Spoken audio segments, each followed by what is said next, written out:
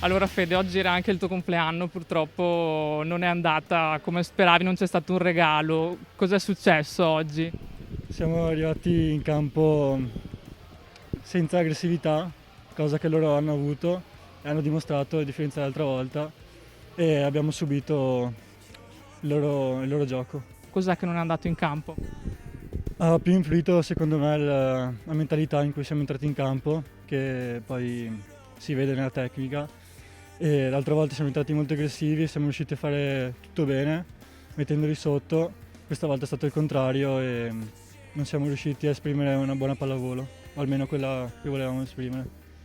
Loro hanno fatto qualcosa di diverso rispetto all'andata che magari vi ha sorpreso dal punto di vista tecnico?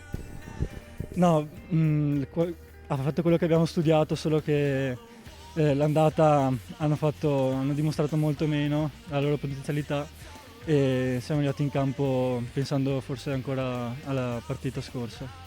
Questa stagione di Serie B si conclude un po' come era iniziata, no? Era iniziata con un 3-0 contro Belluno, nella quale le avevate prese e oggi è un po' uguale, c'è ancora tanto da imparare.